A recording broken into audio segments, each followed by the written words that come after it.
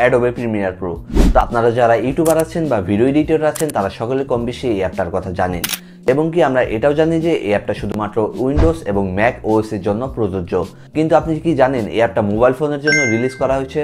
হয়তো অনেকে জানেন বা অনেকে জানেন না। তো তাদের জন্য বলছি, এই অ্যাপটা শুধুমাত্র আইফোনের জন্য গত 30 সেপ্টেম্বর অ্যাডোবে রিলিজ করেছে অ্যাপ স্টোরে। তো আপনারা যারা আইফোন ইউজ করেন তারা খুব সহজেই কিন্তু এই অ্যাপটা ইউজ করতে পারবেন। কিন্তু কথা হলো, আপনি কি অ্যাপটা দিয়ে প্রফেশনাল লেভেলে ভিডিও এডিট করতে পারবেন? এবং কি আপনারা কিভাবে এই অ্যাপটা ইউজ করবেন, কাদের জন্য ইউজফুল, কাদের জন্য ইউজফুল না, সকল কিছু আপনারা এই ভিডিওতে জানতে পারবেন। তো এর জন্য অবশ্যই আপনাকে শেষ পর্যন্ত ভিডিওটা দেখতে হবে, কারণ শেষে আমরা বলবো যে অ্যাপটা কাদের জন্য ইউজফুল না বা কারা এই অ্যাপটা ইউজ করতে পারবেন। তো জানতে চাইলে পুরো ভিডিওটা দেখতে থাকুন। আমি শাফিন আছি আপনাদের সাথে। সো চলুন শুরু করা যাক আজকের ভিডিও। তো আপনারা যদি অ্যাপ স্টোরে গিয়ে অ্যাডোবে প্রিমিয়ার প্রো লিখে সার্চ করেন তাহলে আপনারা এই অ্যাপ্লিকেশনটি পেয়ে যাবেন। তো অ্যাপটিতে চলে আসার পর আপনাদের অ্যাপের প্রথম ইন্টারফেসটাই এমন হবে। তো এখানে দেখতে পাচ্ছেন new from photo library, new from files, new blank project এবং এক্সট্রাক্ট অডিও সহ আরও কিছু ফিচার আছে। তো এখানে আপনি জেনারেট ইমেজ এবং ইমেজ টু ভিডিও আর এক্সপেন্ড ইমেজ এই তিনটা অপশন ছাড়া আর বাকি 5টা অপশন দিয়ে আপনি এখানে কাজ করতে পারবেন। এছাড়া আপনাকে এখান থেকে জেনারেট ইমেজ বা ইমেজ টু ভিডিও এগুলো দিয়ে কাজ করতে গেলে আপনাকে অবশ্যই অ্যাডোবের যে সাইট আছে সেই সাইট থেকে কাজ করতে হবে। তো এখান থেকে আপনি যে ভিডিওটা নিয়ে কাজ করতে চাচ্ছেন বা যে ভিডিওটাকে এডিট করতে চাচ্ছেন, তো সেই ভিডিওটা আপনার এখান থেকে নিউ ফ্রম ফটো লাইব্রেরি থেকে নিতে পারেন বা আপনার যে ফাইলস ম্যানেজার আছে সেই ফাইল ম্যানেজার থেকে নিতে পারেন। এছাড়া আপনি চাইলে এখান থেকে একটা ব্ল্যাঙ্ক প্রজেক্ট নিয়ে এখান থেকে আপনারা আপনার ভিডিওটা নিয়ে কাজ করতে পারেন। তো আমি এখান থেকে হোমে চলে আসলাম। তো এখান থেকে আমরা ফটো লাইব্রেরি থেকে আমরা একটা ভিডিও নিব। তো এর জন্য আমরা এখান থেকে নিউ ফ্রম ফটো লাইব্রেরিতে একটা ক্লিক করব। ক্লিক করার পর আমাদের যে কাঙ্ক্ষিত ভিডিওটা আছে তো সেই ভিডিওটা এখান থেকে সিলেক্ট করব। তো সিলেক্ট করে দেওয়ার পর আমরা এখান থেকে নেক্সটের উপর একটা ক্লিক করে দেব। তো নেক্সটের উপর ক্লিক করার পর আমাদের যে মূল ইন্টারফেসটা আছে তো সেটা এখানে চলে আসবে। তো দেখতে পাচ্ছেন আমাদের যে ভিডিওটা যেটা আছে তো এটা হচ্ছে মেইন ট্র্যাকে আছে। তো এটা হচ্ছে একটা মেইন ট্র্যাক। আর আমরা যদি ভিডিওর উপর ক্লিক করি তাহলে এখানে ভিডিওর উপর কাজ করার জন্য সকল রকম অপশন এখানে চলে আসবে। এবং উপরে আমাদের কিছু অপশন দেওয়া আছে, সেটা হচ্ছে এক্সপোর্টের বাটন আর ফুল স্ক্রিন করার একটা বাটন, মানে আপনি ভিডিও এডিট করা শেষে আপনারা এখান থেকে ফুল স্ক্রিন করে ভিডিওটা দেখতে পারবেন। আর তার পাশে রয়েছে এক্সপেক্ট রেশিওর একটা অপশন, যেখান থেকে চাইলে আপনারা আপনাদের ভিডিওর যে এক্সপেক্ট রেশিও সেটা আপনারা কম বেশি করতে পারেন। যেমন ইউটিউবের হচ্ছে 16:9, তো আপনারা চাইলে 16:9 ভিডিও এডিট করতে পারেন, চাইলে 9:16 আপনারা এডিট করতে পারেন। তো আপনারা যেখানে ভিডিও ছাড়বেন তো সেই হিসেবে আপনারা এখান থেকে এক্সপেক্ট রেশিওটা আপনারা এখান থেকে সিলেক্ট করতে পারেন। আর এছাড়া আপনারা যে ভিডিওটা ইম্পোর্ট করবেন সেটা অটোমেটিক এখান থেকে এক্সপেক্ট রেশিওটা নিয়ে এখানে ভিডিওটা ইম্পোর্ট হয়ে যাবে। তো আমারটা এখান থেকে অটোই আছে, তো আমরা এখান থেকে অটোই রাখবো এটা। তো চলুন এখন আমরা নিচের দিকে চলে আসি। তো নিচের দিক থেকে আমি আপনাদেরকে সকল ফিচার বা সকল অপশনগুলোর কাজ বলবো। তো গাইস, আমরা যদি এখানে দেখতে পাচ্ছি এখানে ভিডিও অ্যান্ড ইমেজ বা মিউজিক অ্যান্ড অডিও, আর একটা আছে টাইটেলস অ্যান্ড ক্যাপশন। তো ভিডিও অ্যান্ড ইমেজে যদি আপনারা ক্লিক করেন তাহলে আপনারা এখান থেকে আরও কয়েকটা অপশন পাবেন। তো ভিডিও অ্যান্ড ইমেজের কাজ হচ্ছে আপনারা এখান থেকে চাইলে আরও কিছু ভিডিও বা ফটো এখান থেকে অ্যাড করতে পারবেন। তো এখান থেকে যদি আমি ফটো লাইব্রেরিতে ক্লিক করি তাহলে আমাদের গ্যালারিতে নিয়ে যাবে। তো গ্যালারি থেকে আমি এখান থেকে আরেকটা ভিডিও অ্যাড করে দিলাম। তো এখান থেকে আমরা জাস্ট যদি নেক্সটের উপর ক্লিক করি তাহলে দেখবেন যে আমাদের এখানে কিন্তু এই ট্যাগের আগে কিন্তু আরেকটা ভিডিও অ্যাড হয়ে গিয়েছে। তো আমরা কিন্তু এটাকে ড্র্যাগ করে কিন্তু সামনের দিকে নিয়ে যেতে পারি। তো দেখতে পাচ্ছেন আমাদের ভিডিওটা কিন্তু সামনের দিকে চলে এসেছে। তো এরপর আমরা যে অপশনটা দেখবো সেটা হচ্ছে মিউজিক অ্যান্ড অডিও। তো আপনারা এটার কাজ হয়তো বুঝতে পেরেছেন যে আপনার ভিডিওতে কোনো ভয়েস ওভার বা মিউজিক বা যে কোনো রকম অডিও আপনারা এখান থেকে অ্যাড করতে পারবেন। এখান থেকে চাইলে আপনারা আপনাদের ফাইলস অ্যাপ থেকে আপনারা যে মিউজিক বা অডিও আছে সেটা অ্যাড করতে পারেন। এছাড়া আপনারা চাইলে এখান থেকে ভয়েস ওভার দিয়েও আপনারা এখান থেকে মিউজিক অ্যাড করতে পারেন। এছাড়া আপনারা চাইলে আপনাদের একটা ভিডিও থেকেও মিউজিক এনে আপনারা সেটা অ্যাড করতে পারেন। তো এরপর অপশন আছে এখানে টাইটেলস অ্যান্ড ক্যাপশন। তো টাইটেলস অ্যান্ড ক্যাপশন থেকে আপনারা আপনাদের ভিডিওর উপর যে কোনো লেখা এখান থেকে আপনারা বসিয়ে দিতে পারেন। তো আমরা যদি এখান থেকে একটা লেখা বসিয়ে দিই এবং এখান থেকে রাইট আইকনে ক্লিক করি তাহলে আমাদের এখানে লেখাটা কিন্তু চলে আসবে। আপনারা আপনাদের টু ফিঙ্গার দিয়ে যদি এটাকে জুম ইন জুম আউট করতে পারেন তাহলে দেখবেন যে এখান থেকে লেখাটা কিন্তু ছোট বড় হচ্ছে। এছাড়া আপনারা চাইলে এখান থেকে আপনাদের লেখার যে স্টাইলটা আছে সেটা এখান থেকে চেঞ্জ করতে পারেন, বা এখান থেকে লেখার ফন্টটাও আপনারা এখান থেকে চেঞ্জ করে নিতে পারেন। তো এখান থেকে আমি যে কোনো একটা ফন্ট দিয়ে দিলাম। তো ফন্ট দেওয়ার পর দেখতে পাচ্ছেন আমাদের লেখার ফন্টটা কিন্তু এখানে চেঞ্জ হয়ে গিয়েছে। এরপর যদি আমরা একটা টাইটেলের উপর একটা ক্লিক করি তাহলে দেখতে পাচ্ছেন এখানে আরও কিছু অপশন আছে, সেটা হচ্ছে অ্যানিমেশন। তো আমরা যদি অ্যানিমেশনের উপর ক্লিক করি এখানে মূলত 3টা অ্যানিমেশনে দেওয়া হয়েছে, ফেড, স্লাইড, একটা রোটেট। তো আউটরোতেও তাই, ইন্ট্রোতেও তাই। তো আমরা যদি এখান থেকে স্লাইডে ক্লিক করি তাহলে দেখতে পাচ্ছেন এখানে আমাদের যে অ্যানিমেশনটা সেটা চলে আসবে। তো দেখতে পাচ্ছেন এখানে আমাদের যে স্লাইডের অ্যানিমেশনটা আছে তো সেটা চলে আসবে। তো এরপর আমরা টাইটেলের যে লেয়ারটা সেটা যদি আবারও ক্লিক করি তাহলে দেখতে পাচ্ছেন এখানে কিন্তু আমাদের আরও কিছু অপশন আছে, সেটা হচ্ছে অপাসিটিও আমরা চাইলে কমাতে পারি, কম বেশি করতে পারি, চাইলে এটাকে আমরা ডুপ্লিকেটও করতে পারি অন্যান্য ক্ষেত্রে ইউজ করার জন্য। তো এইভাবে মূলত আমরা এখান থেকে ভিডিওতে একটা টেক্সট অ্যাড করে নিলাম। তো এরপর আমি চলে যাব ভিডিওতে ক্লিক করার পর যে কী অপশন আছে তো সেগুলো আমি আপনাদেরকে একটু দেখাবো। তো এখান থেকে আমরা এই পাশ থেকে যদি শুরু করি সেটা হচ্ছে প্রথমে একটা হচ্ছে স্পিল্ড। তো আমরা ভিডিও কাটসাট করার জন্য এই স্পিল্ড অপশনটা ইউজ করব। তো আপনারা যে ভিডিও যেখান থেকে আপনারা যে পর্যন্ত স্পিল করতে চাচ্ছেন বা কেটে ডিলিট করতে চাচ্ছেন তো সেখানে একটা স্পিল্ডে যদি ক্লিক করেন এবং আপনারা যেখান পর্যন্ত ডিলিট করতে চাচ্ছেন তো সেখানে যদি স্পিল্ডে ক্লিক করেন তাহলে দেখবেন আপনাদের ভিডিওটা ভাগ হয়ে যাবে এখান থেকে স্পিল করার পর। তো দেখতে পাচ্ছেন আমি এখান থেকে এই পর্যন্ত এই ভিডিওটাকে কেটে ডিলিট দিয়ে দেবো। তো এই পর্যন্ত আমি এখানে স্পিল করেছি। তো এরপর যদি আমি এখানে একটা ক্লিক করি তো ক্লিক করার পর এখানে ডিলিটে ক্লিক করলে আমাদের কিন্তু মাঝখান থেকে সেই অংশটুকু কিন্তু ডিলিট হয়ে যাবে।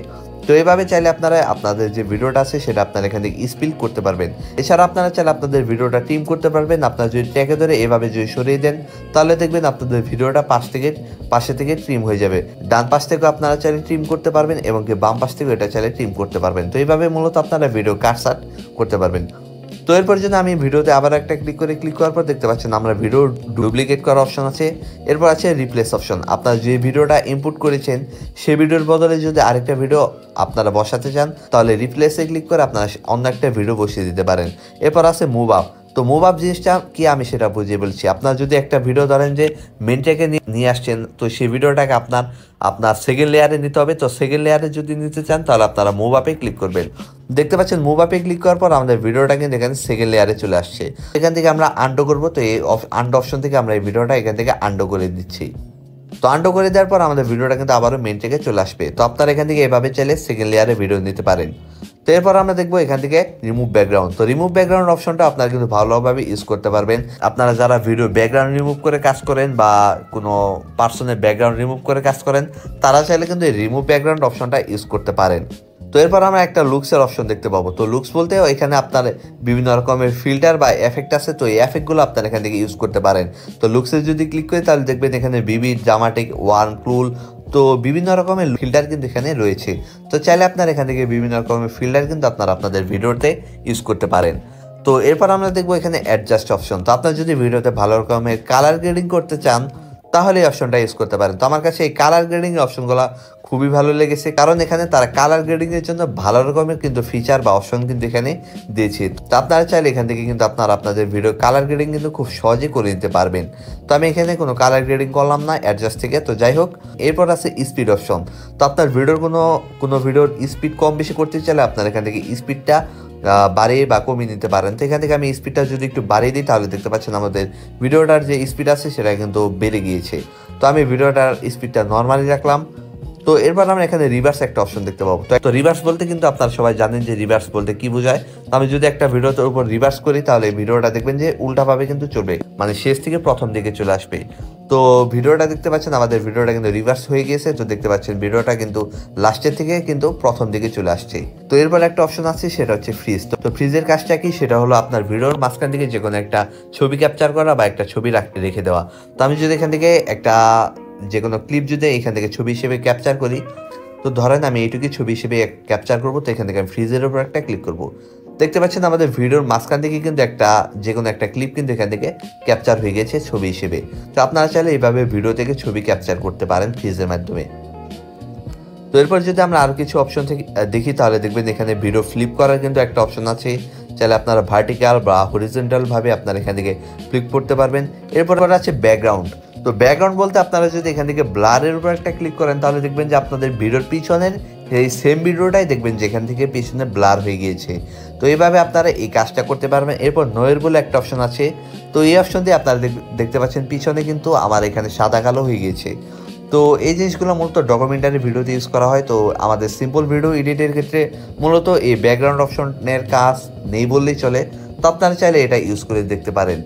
তো এরপর একটা অপশন আছে সেটা হচ্ছে অ্যানিমেশন।